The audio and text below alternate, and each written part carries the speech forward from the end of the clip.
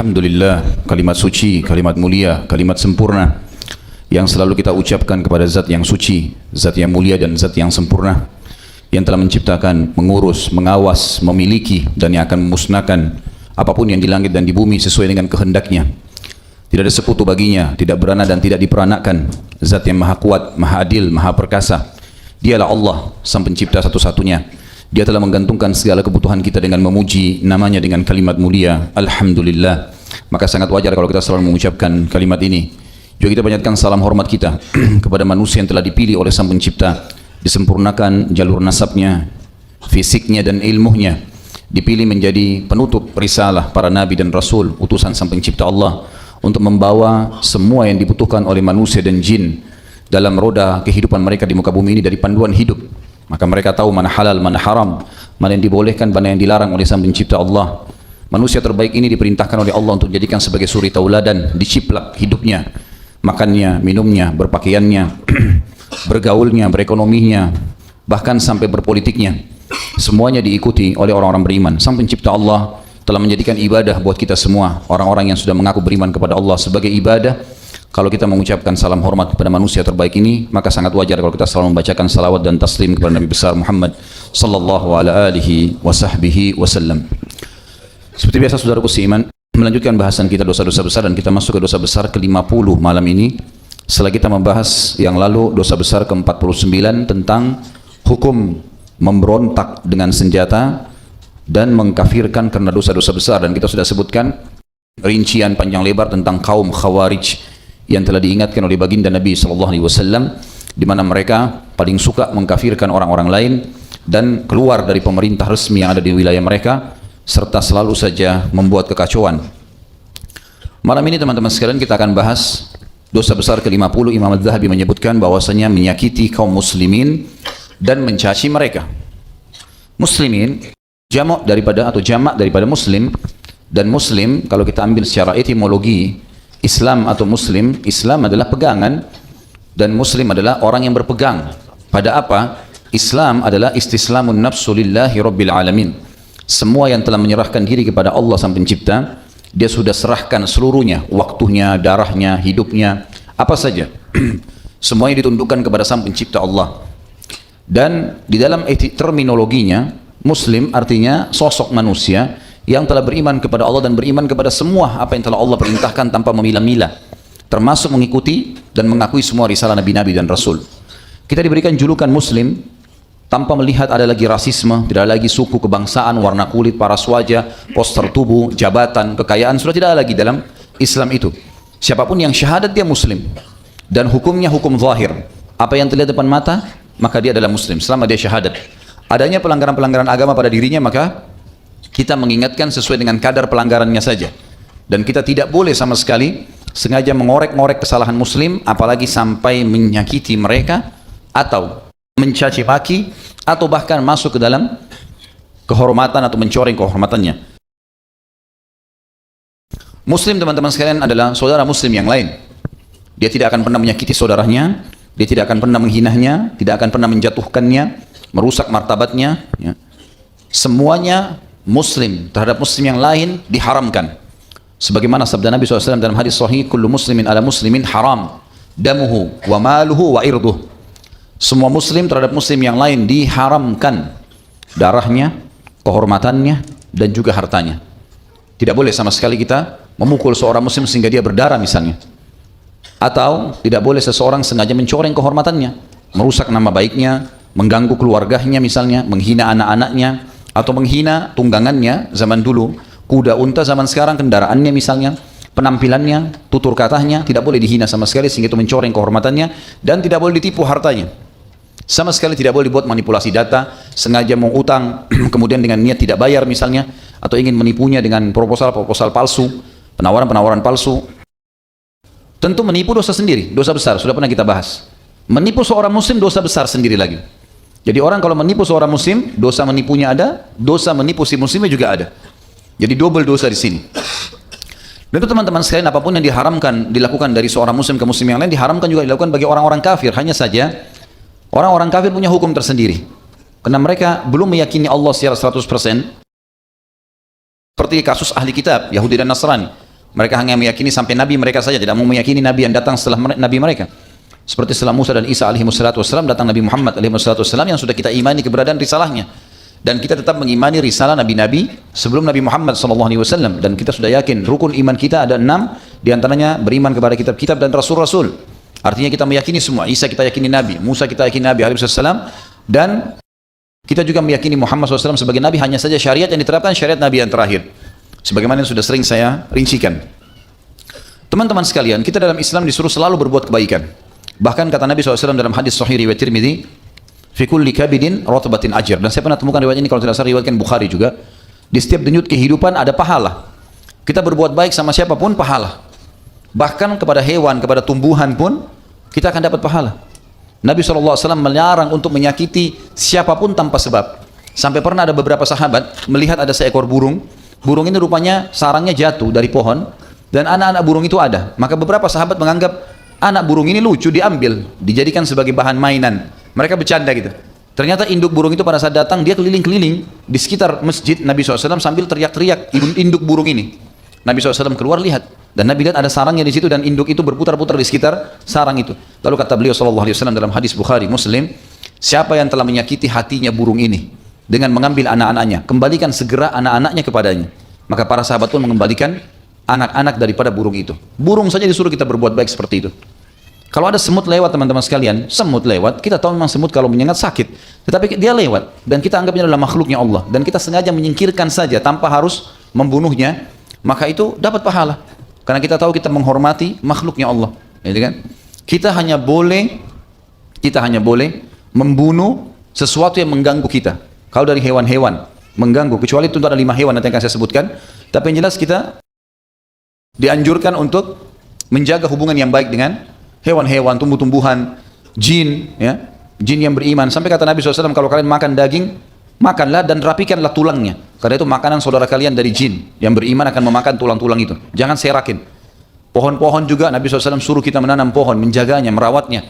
Kata beliau SAW dalam hadis yang sahih riwayat Bukhari, kalau di tangan salah seorang dari kalian ada bibit pohon, dia tahu kalau dia tahu. Kata Nabi SAW dalam hadis Bukhari Muslim, kalau di tangan seseorang dari kalian ada bibit pohon, jelas-jelas pohon ini kalau dibiarkan dia bisa mati nanti, maka tanamkanlah, walaupun dia tahu besok kiamat.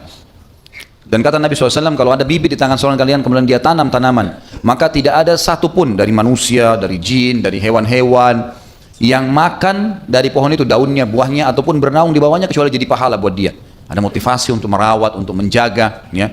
Tidak boleh menyakiti. Bahkan sebagian ulama mengatakan kalau ada orang sengaja iseng mencabut-cabut daun pohon tanpa sebab, itu sama dengan menjewer manusia sebenarnya. Itu nggak boleh, kecuali memang ada udzur syar'i, perlu kita potong, ya kita potong, kalau enggak ya sudah, gitu kan, dibiarkan. Karena ini ciptaan Allah Subhanahu wa taala. Begitu pula dengan manusia, teman-teman sekalian, harus kita berbuat baik dengan mereka. Bahkan Nabi SAW mengatakan, khairun nasi anfa'um linnas. Manusia yang paling baik, manusia yang paling bermanfaat buat manusia yang lainnya. Berikan semuanya, apapun yang kita bisa. Tapi perilaku terhadap muslim harus ekstra. Harus bisa ekstra, karena dia adalah orang-orang yang telah beriman kepada Sang Pencipta Allah. Sebaliknya, selain pahala yang besar bagi orang yang berbuat baik pada sama manusia, terutama muslim, juga sebaliknya kalau dia menyakiti, maka dosanya besar. Saya akan bacakan Imam Az-Zahabi menyebutkan dosa besar ke-50 menyakiti kaum muslimin dan mencaci mereka. Dalil pertama surah Al-Ahzab ayat 58, A'udzubillahi minasyaitonir rajim. وَالَّذِينَ يُؤْذُونَ الْمُؤْمِنِينَ وَالْمُؤْمِنَاتِ بِغَيْرِ مَا اكْتَسَبُوا فَقَدِ احْتَمَلُوا بُهْتَانًا وَإِثْمًا مُبِينًا.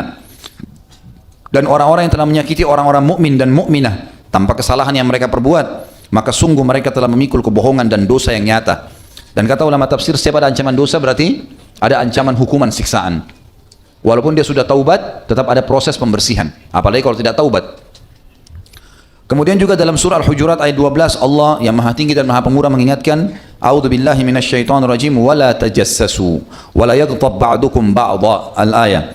Dan jangan kalian saling mencari-cari keburukan, dan jangan menggunjing satu sama yang lain. Ada masalah yang sedang dihadapi, datang ke orangnya, tanyakan langsung, clear. Tidak usah berbicara di belakang. Karena tajassus, memata-matai, hukumnya haram. Tidak boleh sama sekali. Bahkan dianjurkan oleh para ulama pada saat menafsirkan ayat ini, mereka mengatakan sangat dianjurkan setiap muslim untuk menurunkan pandangannya bukan hanya dari lawan jenisnya, tapi dari hal-hal yang dimiliki oleh seorang muslim yang bisa membuat hatinya jadi iri. Misal kalau dia lihat kendaraan orang, hatinya hasut, dia harus turunkan pandangan, jangan lihat kendaraan itu. Atau dia lihat rumahnya seseorang mewah, maka dia takut hatinya hasut, dialihkan pandangan matanya. Sampai seperti itu. Jadi bukan hanya sekedar lawan jenis, tapi apa saja membuat bisa menyakiti seorang muslim, maka dihindarkan.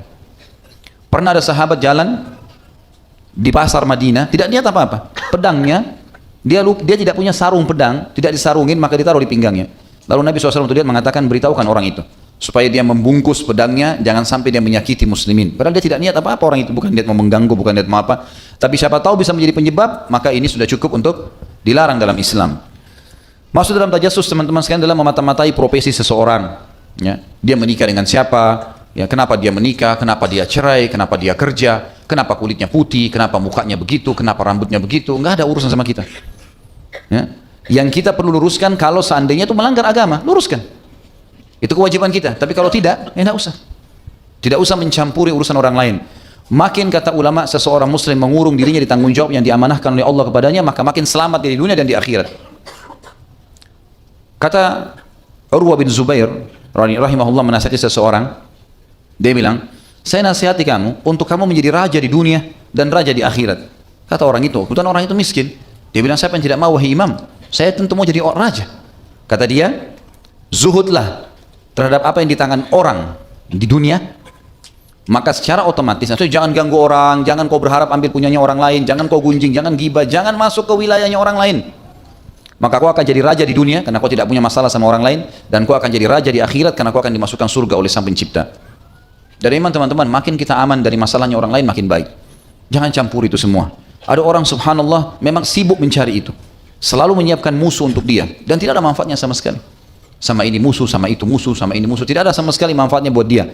Maka ini akan menjadi masalah. Dan dikatakan wala yaghtab ba'dukum ba'dha, sama maknanya kurang lebih memata-matai, melihat dengan mata, sementara menggunjing adalah sengaja mengucapkan aib yang ada pada diri saudara muslim kita. Dalam surah Al-Humazah ayat 1, sebenarnya Al-Humazah ini lengkap, satu surah itu berbicara masalah ini ya. Masalah tidak bolehnya seseorang menceritakan aib saudaranya muslim, ya, masuk ke dalam wilayah kehormatan dia, semua ini nggak boleh. A'udzubillahi minasyaitonirrajim. Wailun likulli humazatin lumazah. Wailun maknanya banyak dalam bahasa Arab. Bisa kecelakaan, kehinaan, kehancuran, ya. Kemudian juga bisa bermakna lembah di api neraka untuk penyiksaan. Likulli untuk setiap, tidak terkecuali. Dua kelompok Allah ancam, humazah pakai hak pertamanya dan lumazah pakai lam pertamanya. Jadi cuma beda di awal huruf. Humazah alladzi ya'ibun nasu biqaulihi, orang yang sibuk menceritakan aib orang lain dengan lisannya.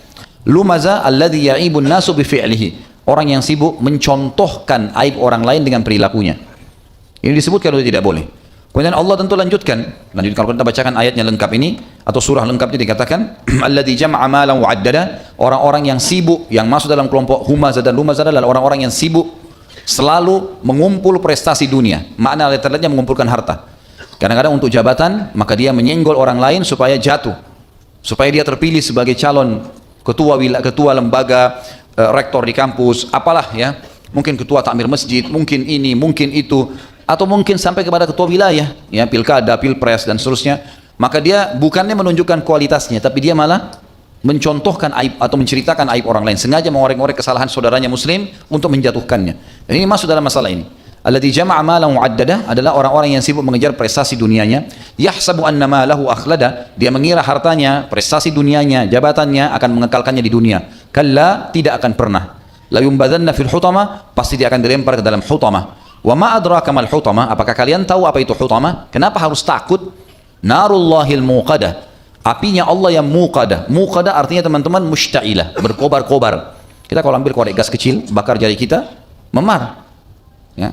Mungkin cuma hitungan detik, kalau 1 menit mungkin matang tangan kita. Bagaimana kalau api yang berkobar disemprotkan barang kita? Ini diibaratkan seperti itu.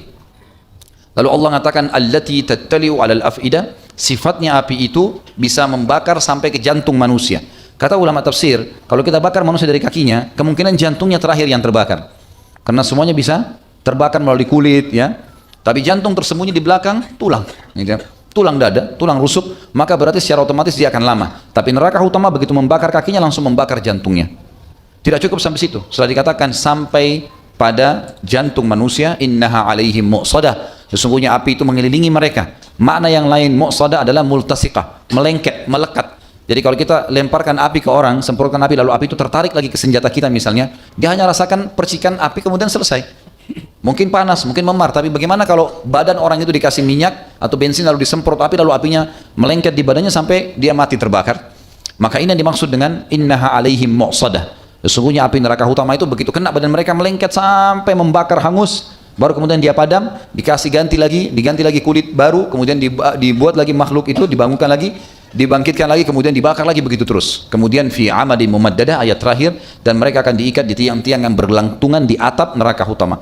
Jadi kalau kita tancapkan tiang di tengah-tengah ruangan masjid ini dan kita bakar seluruh ruangan ini, dia bergerak kiri kanan pun tetap akan terbakar dan dia rasakan panasnya setiap saat.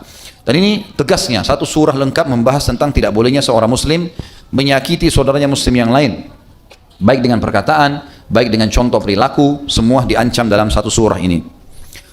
Kemudian kita lengkapkan dengan bahasan dari Nabi SAW. Hadis pertama riwayat Bukhari dalam Kitabul Adab, nomor hadisnya 3130, dan Imam Muslim dalam Kitabul Bir Wassilah nomor 2591. Kata Nabi SAW, inna syarran nasi manzilatan indallahi man wada'ahun nasu tiqa'a fuhshi atau fahshihi. Sesungguhnya manusia yang paling buruk kedudukannya di sisi Allah pada hari kiamat adalah orang yang ditinggalkan oleh manusia karena takut akan kekejiannya atau kejahatannya. Jadi kita muhasabah masing-masing teman-teman sekalian. Kalau ada di diri kita, setiap kali kita mau berteman dengan orang, mengunjungi kerabat, berbicara dengan orang lalu orang lain berusaha menghindar, itu menandakan ada masalah nih. Bahkan sudah jelas-jelas divonis orang ini adalah orang yang paling buruk kedudukannya di sisi Allah, artinya paling berat siksaannya pada hari kiamat. Kemudian dalam hadis yang lain, baginda Nabi SAW mengingatkan dalam riwayat Tirmidzi dalam kitab Bir Wassilah, nomor hadisnya 2003, dan juga Abu Daud dalam Kitabul Adab nomor 4799. Kata baginda Nabi SAW, inna allaha yubghidul fahishal badhi. Sesungguhnya Allah murka kepada orang yang keji dan gemar berkata kotor. Fahish disilakan dalam bahasa Arab perbuatan keji, artinya perbuatan yang diikuti dengan perkataan buruk dan jamahan tangan atau kaki atau sentuhan kaki yang kasar. Itu dikatakan dengan fahish. Kalau seseorang orang Arab mengatakan orang ini fahish, maka berarti dia rusak perkataannya, rusak perbuatannya. Ya. Allah benci dengan orang yang fahish dan badhi. Badhi ini suka gemar untuk berkata kotor, dalam arti kata apa saja ya, walaupun dia dalam bercanda, walaupun dia berbicara dengan istrinya atau dengan suaminya, bercanda sama anaknya, semuanya dengan kalimat kotor. Itu diistilahkan dengan badhi. Semua ini tentu teman-teman sekalian tujuannya untuk menghindari jangan sampai menyakiti orang lain. Di dalam hadis yang ketiga adalah hadis riwayat At-Tayalisi dari Usama bin Syarik dan isnadnya sahih. Kata Nabi SAW, kullul muslimi alal muslimi haramun irduhu wa maluhu wa damuhu at-taqwa hahuna bihasbi imri'in minasyarri an yahkira akhahu muslim. Setiap muslim terhadap muslim yang lain diharamkan kehormatannya. Gak boleh sama sekali dicoreng apapun yang berhubungan dengan martabatnya. Nama baiknya kah, ya, ekonominya kah, istri dan anaknya kah, atau suami sama anaknya kah, tidak boleh sama sekali dicoreng hubungannya. Tidak boleh dirusak sama sekali irdi, kehormatannya. Mal adalah hartanya, tadi sudah saya jelaskan di awal pembukaan kita, tidak boleh ditipu, tidak boleh diambil, tidak boleh sengaja utang nggak bayar. Wadamuhu, dan darahnya tidak boleh ditumpahkan. Ya. Takwa itu ada di sini, kata Nabi SAW. Kepatuhan itu ada di sini, lalu beliau berikan isyarat ke dadahnya. Artinya apa yang saya sampaikan ini akan berbekas pada orang yang berbicara atau menanamkan di dalam hatinya. Kepatuhan kepada Allah akan ada di dalam hati seseorang. Dan cukuplah sebagai sebuah keburukan yang berat sekali bagi seseorang pada hari kiamat. Keburukan, kekejian artinya hukuman yang berat. Ya. Dengan cara dia merendahkan saudaranya muslim. Dengan cara dia merendahkan saudaranya muslim. Apa saja. Mungkin karena dia merasa lebih ekonominya, maka dia merendahkan orang lain. Dan saya sudah pernah bilang teman-teman sekarang, kalau masih ingat, selalu saya ucapkan itu ya. Jauhi syamata. Syamata menganggap remeh orang lain. Tidak boleh sama sekali. Bahkan terhadap musuh pun, kita nggak boleh syamata. Nggak boleh kita menganggap remeh. Makanya doa Nabi SAW, lindungilah kami dari syamatatil a'da. Jangan sampai kami menganggap remeh musuh. Karena di perang Hunain, setelah pembebasan kota Mekah, pasukan muslimin di awal peperangan kalah, padahal jumlah mereka lebih banyak dari pasukan musuh. Karena jumlah muslimin di atas 12.000 orang pada saat itu. Belum pernah pasukan Islam, dari pertama Nabi SAW hijrah ke Madinah sampai pembebasan kota Mekah sejumlah itu. Pasukan yang ada di Hunain, 8.000-9.000 orang, lebih sedikit pasukan musuh. Maka muslimin sebagian besar menganggap remeh. Oh itu musuh, pasti kita menang lah. Seperti itu. Syamata ada namanya, menganggap remeh musuh. Maka apa yang terjadi? Allah buat muslimin kalah di awalnya. Sampai Nabi SAW menyusun pasukan kekuatan kembali, kemudian menasihati mereka, baru kemudian menyerang, barulah menang setelah itu. Jadi nggak boleh sama sekali kita menganggap remeh orang lain. Dan saya sudah pernah bilang statement Umar bin Khattab, dan jangan lupa teman-teman sekalian, ini disampaikan oleh salah satu imam Masjid Haram pada saat kami lagi sholat Jumat, sampaikan khutbah, dan saya juga baru dengar riwayat itu. Tapi luar biasa khutbah Jumat beliau, dan beliau mengatakan sampai hampir seluruh Masjid Haram waktu itu menangis. Dan ini belum lama waktu kami bimbing umrah pada saat itu. Lalu dia mengatakan, hati-hati dengan syamata wahai muslimin. Ya. Di antaranya statement Umar bin Khattab, saking fahamnya masalah ini, dia mengatakan kalau wanita hamil lewat di hadapanku, lalu aku bilang, ih perutnya besar ya, aku khawatir Allah membuatku hamil. Atau Allah akan membuat aku dihukum perutku jadi membesar karena menganggap remeh. Padahal perempuan wajar kalau hamil perutnya membesar. Tapi sampai seperti itu. Artinya tidak boleh sama sekali merendahkan orang lain. Di dalam riwayat yang lain teman-teman, hadis kita yang keempat. Maaf, ini hadis yang kelima. Hadis yang keempat tadi riwayat Tirmidzi dan dihasankan oleh beliau. Hadis yang kelima ini adalah hadis riwayat Imam Muslim, dan Imam Muslim meriwayatkan dalam kitab Bir Wasilah nomor 2564. Kata Nabi SAW, al-muslimu akhul muslim, la yadlimuhu, wa la yakhdhuluhu, wa la yahkiruhu, bihasbi imri'in minasyarri an yahkira akhahu muslim. Setiap muslim adalah saudara satu sama yang lain, tidak boleh menzaliminya. Zalim berarti mengambil haknya atau tidak memberikan haknya. Dua ya, kezaliman itu masuk dalam dua pintu. Bisa kita tidak memberikan haknya, misal pegawai tidak digaji, misal istri anak tidak diberikan nafkah, ya, janji tidak ditepati, ini berarti haknya kita tidak kasih, atau kita mengambil dari dia sesuatu. Dua-duanya kezaliman. Setiap muslim adalah saudara muslim yang lain, tidak boleh menzaliminya, tidak boleh membiarkannya terzalimi, dan tidak juga merendahkannya. Cukuplah seseorang berbuat keburukan dengan cara dia merendahkan saudaranya sesama muslim. Jangan anggap remeh teman-teman sekalian. Kalau kita lihat ada orang pakaiannya kotor, penampilannya mungkin kurang, kita alhamdulillah selamat dari itu, bersyukur kepada Allah. Alhamdulillah, engkau telah selamatkan aku ya Allah dari itu. Mudah-mudahan engkau memberikan saudaraku ini sesuatu yang lebih. Seperti itulah. Misal contoh, antum jalan pakai mobil tahun 2016, Masya Allah baru. Biasanya syaitan menggunakan cara untuk membuat kita menghina orang lain. Lewat di sebelah kita mobil tahun 70-an.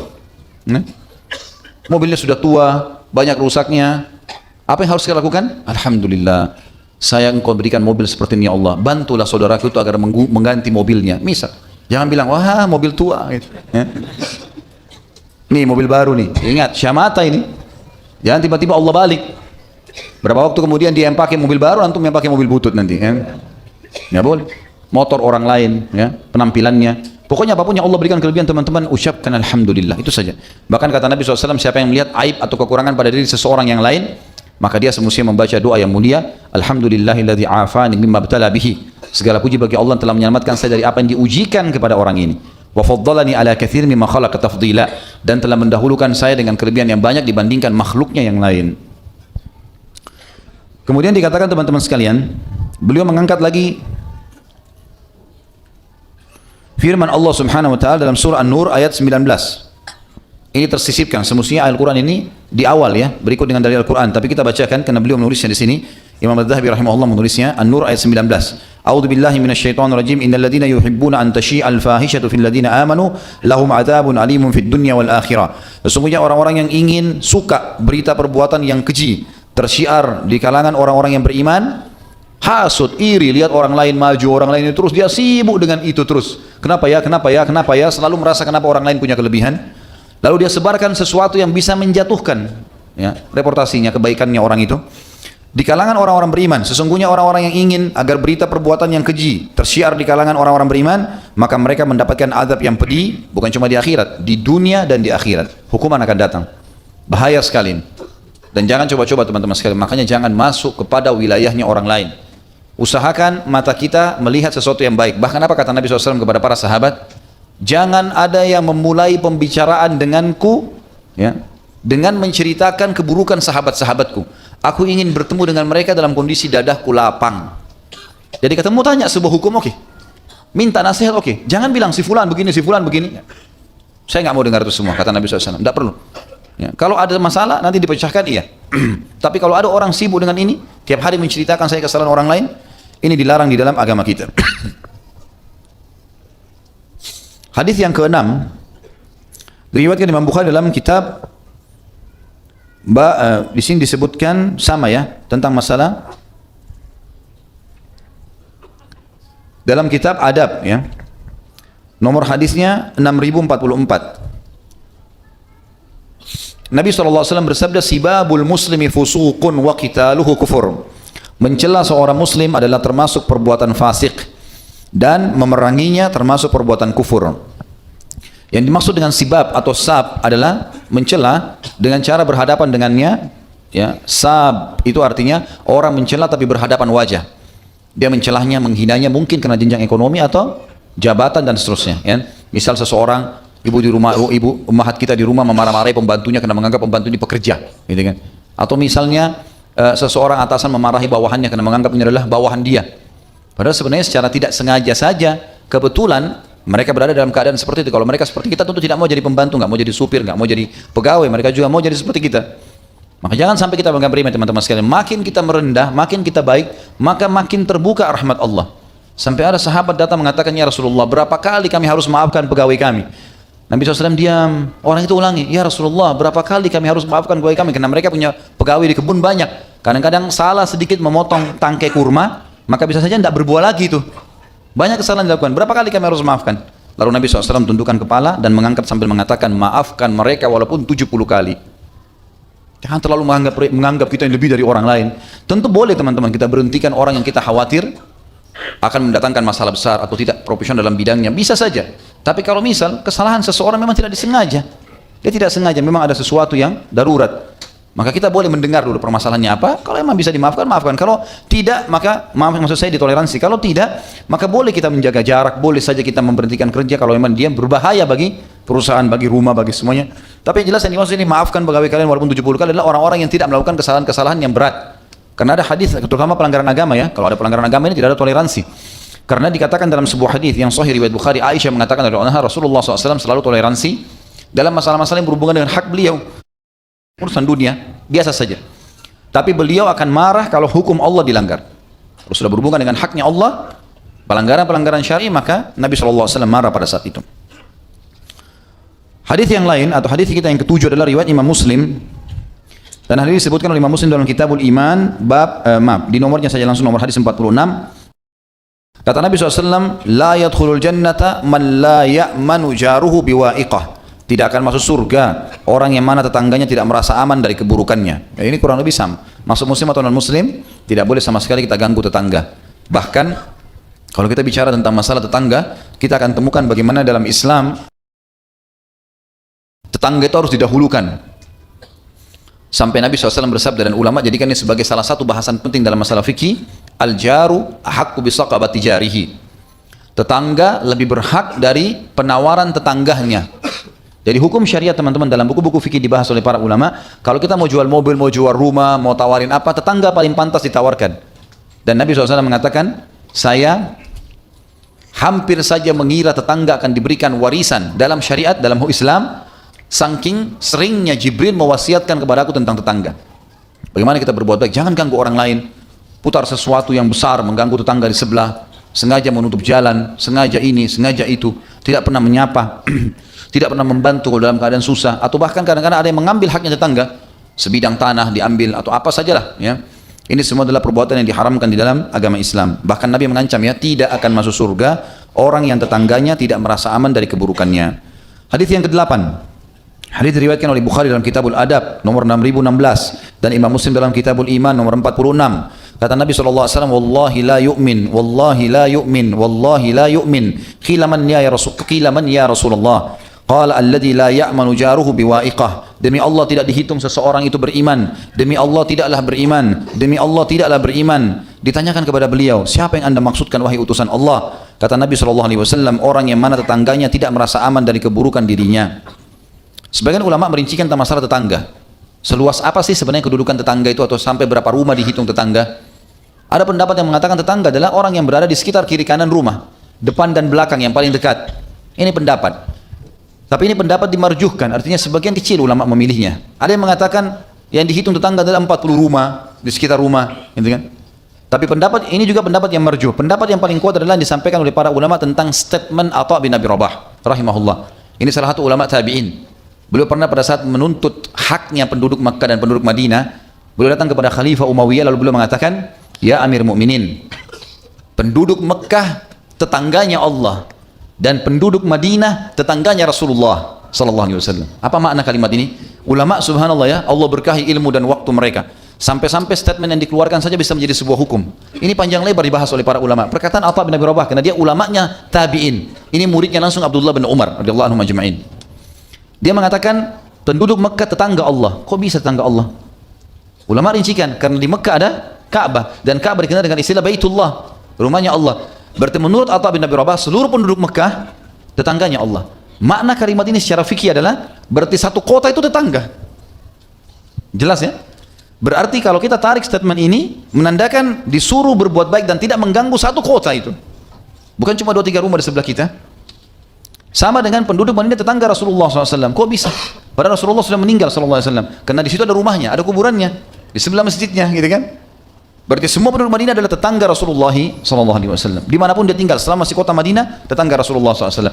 Berarti banyak sekali hukum di sini teman-teman sekalian. Seperti hadis Nabi SAW yang berbunyi, kalau kalian membuat masakan, lebihkanlah dan bagikan kepada tetangga kalian. Kata-kata tetangga berarti semua yang kita bisa jangkau bagikan, gitu kan? Karena banyak orang tidak memahami poin ini teman-teman. Dia anggap tetangga orang sebelahnya. Dia tegur sapa sama, dia tinggal di sebuah komplek 15 rumah, dia nomor 12 ya nomor 11 sama nomor 13 tetangga saya. Nomor 1 bukan, gitu kan? Maka tegur sapa sama yang nomor 11 sama nomor 13, yang lebihnya tidak usah. Banyak orang terjadi begitu. Sampai ada istilah di Jakarta kan, tetangga tidak tahu tetangganya. Ya? Rumah tidak pernah terbuka, tidak pernah tegur sapa, tidak pernah mengirimkan makanan, tidak pernah mengetahui keadaan mereka. Padahal tetangga punya hukum loh. Sebagaimana sabda Nabi SAW tadi, aku mengira tetangga akan mendapatkan warisan karena seringnya Jibril mewasiatkan itu. Jadi kita harus teman-teman di sini kata Nabi SAW, saya ulangi, demi Allah tidak beriman, demi Allah tidak beriman, demi Allah tidak beriman. 3 kali Nabi SAW bersumpah. Ditanya kepada beliau, siapa itu yang anda masukkan wahai utusan Allah? Kata beliau, orang yang mana tetangganya.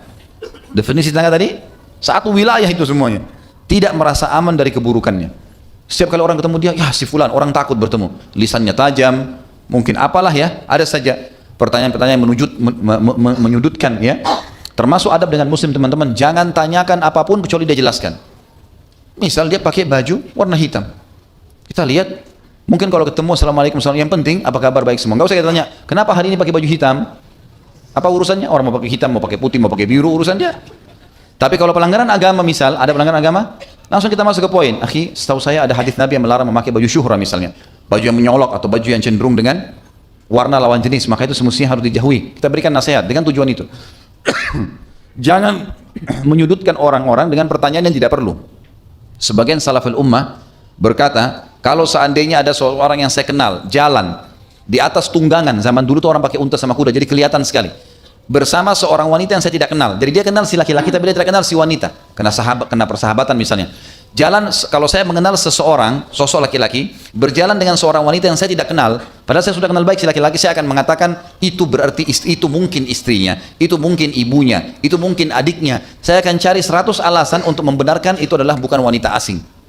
Sampai seperti itu mereka menjaga lisannya, karena bisa saja sahabat kita nikah tidak beritahuan kepada kita, bisa terjadi, gitu kan? Maka tidak boleh sangka buruk. Kemudian hadis yang ke-9 adalah hadis yang diriwayatkan Imam Ahmad dalam Musnadnya dari Anas radhiyallahu anhu. Maaf, ini sebenarnya hadis sahihain, ya. Sahih sesuai dengan syarat sahihain. Sahih sesuai dengan syarat Bukhari Muslim, tapi ini riwayat Imam Ahmad. Di jilid 4 Musnad beliau nomor 154, kata Nabi SAW, la yadkhulul jannata 'abdun la ya'manu jaruhu biwa'iqah. Tidak masuk surga seorang hamba yang mana tetangganya tidak merasa aman dari keburukan dirinya. Selanjutnya yang ke-10 adalah hadis Bukhari Muslim. Nabi SAW bersabda, man kana yu'minu billahi wal yawmil akhir fala yu'dhi jarah. Barang siapa yang beriman kepada Allah hari akhir, maka hendaklah dia tidak menyakiti atau mengganggu tetangganya. Hadis yang setelahnya lafaz Imam Muslim, dan hadis ini yang tadi yang pertama diriwayatkan Imam Bukhari dalam Kitabul Adab nomor 6018 dan Imam Muslim dalam Kitabul Iman nomor 47. Sementara hadis kita yang ke-11 adalah hadis riwayat Muslim dalam Kitabul Iman nomor 48. Kata Nabi SAW, man kana yu'minu billahi wal yawmil akhir falyuhsin ila jarihi. Barang siapa yang beriman kepada Allah hari akhir, maka hendaklah dia bersikap baik kepada tetangganya. Jadi makin baik kepada tetangga berarti kita akan baik juga kepada orang lain. Hadis yang ke-12 adalah hadis riwayat Abu Hurairah radhiyallahu anhu. Beliau berkata, dan hadis ini diriwayatkan oleh Hakim dalam kitab Mustadraknya, dalam kitab Bir Wasilah di jilid 4 nomor 16, dan Imam Adz-Dzahabi menyetujui tentang kesahihan hadis ini. Qila ya Rasulullah, inna fulanata tusalli al-laila wa tasumu an-nahar wa fi lisaniha syai'un yu'dhi jiraniha atau jiranaha salitah. Faqala la khaira fiha hiya fi an-nar. Ditanyakan kepada Rasulullah SAW, ya Rasulullah, sesungguhnya si fulanah, ada seorang wanita di Madinah rajin sekali sholat sunnah malam, tahajud gak pernah ketinggalan, dan berpuasa di siang hari, selalu puasa Senin Kamis, Ayyamul Bid, selalu jalan. Tapi lisannya menyakiti tetangganya. Kemudian ditambah dengan kalimat salitah, di sini terjemahkan pedas, artinya lisannya luar biasa, caci maki, menjatuhkan orang, menggunjing, memfitnah. Maka Nabi SAW bersabda, artinya Abu Hurairah tanya, ya Rasulullah, orang sholat malam, orang puasa tiap siangnya, di waktu siangnya, tapi dia menghina orang lain, bagaimana? Kata Nabi SAW, tidak ada kebaikan padanya, dia pasti masuk neraka. Bukan cuma orang mati, orang hidup teman-teman sekalian, orang yang sudah mati pun kita dianjurkan untuk tidak menyebutkan keburukan mereka. Kalaupun orang itu buruk dan kita mau jadikan sebagai ibrah, ulama merincikan, kalau dia orang kafir seperti Fir'aun, Haman, Qarun, ya, Namrud, ini boleh disebutkan untuk menjadi ibrah. Tapi kalau seorang muslim sudah meninggal, maka sebaiknya tidak usah disebutkan, dijauhi sama sekali. Karena juga kalau mau diambil ibrah darinya tidak perlu, kita tinggal sebutkan kebaikan dalam agama kita untuk diterapkan gitu. Karena Nabi SAW bersabda, dan ini hadis kita yang ke 12 atau 13 ini ya, diriwayatkan oleh Hakim dalam kitab Mustadrak, dalam Mustadrak beliau, kitab Janaiz di halaman 385. Beliau mensahihkan, dan juga Hakim dan juga Az-Zahabi menyetujui masalah ini tentang kesahihan. Kata Nabi SAW, "Udhkuru mahasina mautakum wa kuffu am masawi'ihim." Sebutkan kebaikan-kebaikan orang yang telah meninggal dunia dari kalian, dan cukuplah, jangan bicarakan kejelekan mereka. Sudah selesai, jangan lagi disebut-sebut. Selanjutnya, tentu saya seperti biasa teman-teman, kita akan ambil waktu durasi azan iqamah ini, kita akan masuk menyelesaikan hadis-hadis, karena nanti setelah sholat ba'da isya kita akan langsung masuk ke pertanyaan. Hadis selanjutnya yang ke-13 ya, 12, 13, ini yang ke-14 ya. Abi Dzar radhiyallahu anhu meriwayatkan bahwa beliau telah mendengarkan Nabi SAW bersabda, "Man da'a rajulan bil kufri aw qala aduwwallah wa laysa kadzalika illa raja' alaihi." Saking pentingnya harus jaga lisan, hadis Bukhari Muslim menjelaskan. Bukhari menyebutkan dalam Kitabul Adab nomor 6045, Muslim dalam Kitabul Iman nomor 61. Kata Nabi SAW, barang siapa yang memanggil seseorang dengan sebutan kafir karena perilakunya buruk misalnya, tapi dia masih muslim, atau dia mengatakan wahai musuh Allah, mungkin karena perilaku maksiatnya, padahal kenyataannya tidak demikian, dia belum tahu.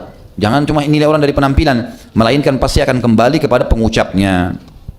Hadis yang selanjutnya yang ke-15, diriwayatkan hadis ini oleh Abu Daud dalam Kitabul Adab nomor 4878, dan Imam Ahmad dalam Musnad beliau di jilid 3 nomor 224 atau halaman 224.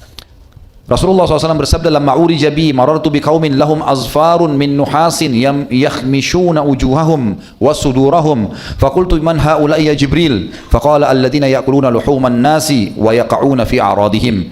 Pada malam aku diperjalankan, diisrakan, menerima perintah salat. Kata Nabi SAW, aku melewati satu kaum yang mempunyai kuku-kuku dari tembaga yang tajam. Kemudian mereka mencakar wajah dan dada mereka sendiri.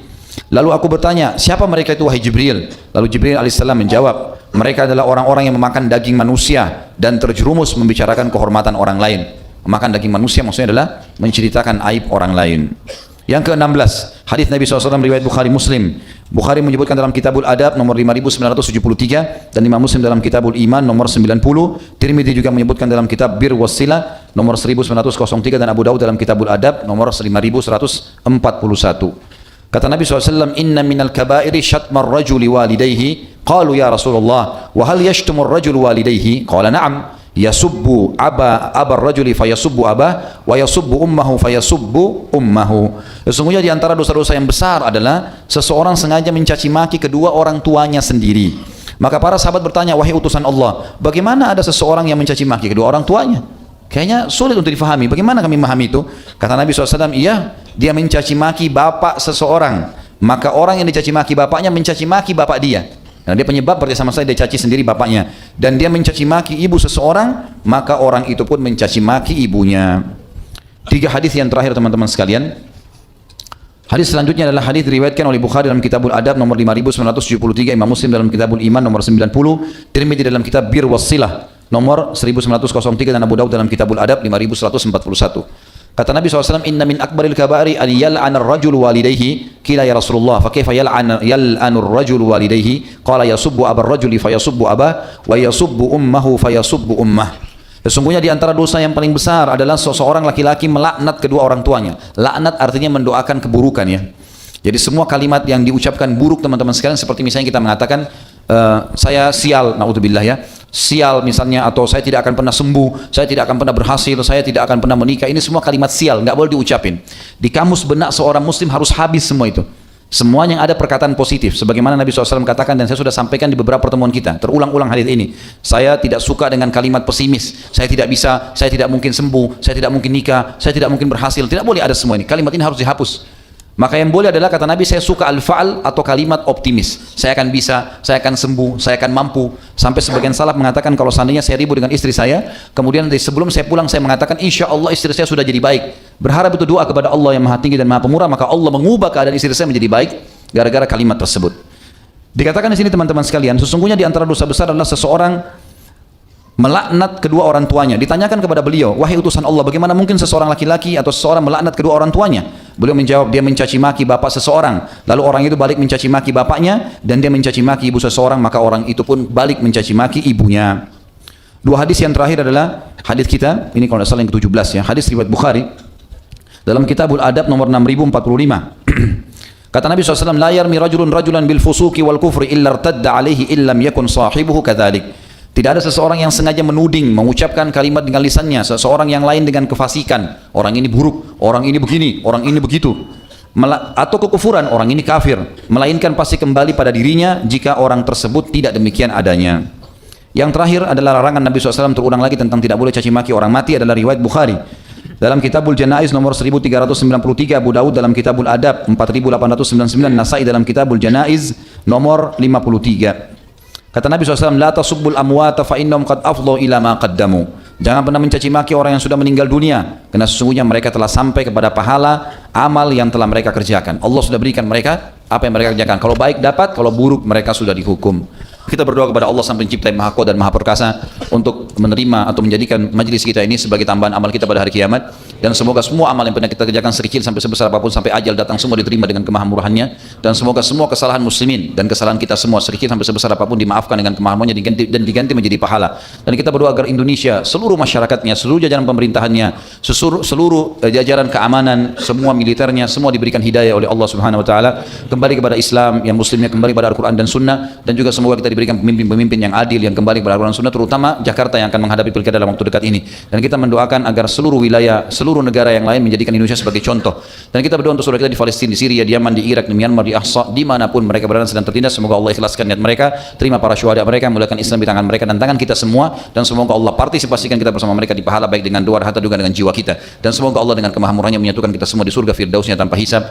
Sebagaimana satukan kita di majlis ilmu yang mulia ini. Sekali lagi saya ingatkan sebelum kafaratul majlis, teman-teman sekalian, ikuti ceramah kami di YouTube dan ikuti secara sistematis.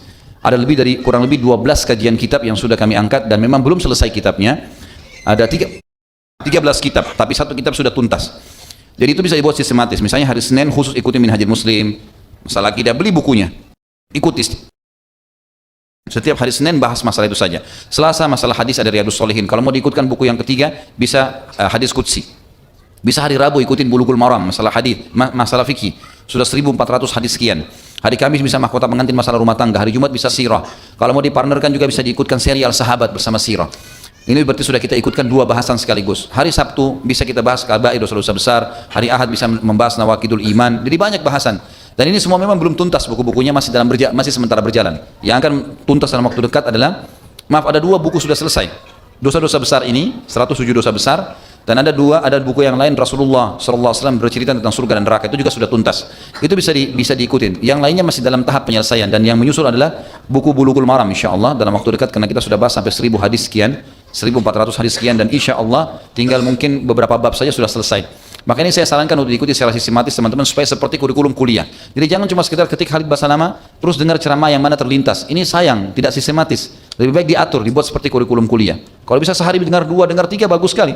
Kan gitu. Download, buatkan file dengan rapi, maka itu insya Allah bisa. Karena kami nggak bisa mengatur itu di YouTube ya. Permasalahannya setiap minggu kita ada upload lagi, 2 minggu upload lagi, jadi tidak bisa disusun. Naiknya maka akan sesuai dengan tema yang baru kita edit dan diangkat. Allahu a'lam. Mungkin begitu saja. Subhanakallahumma bihamdika asyhadu an la ilaha illa anta astaghfiruka wa atubu ilaik. Wassalamualaikum warahmatullahi wabarakatuh.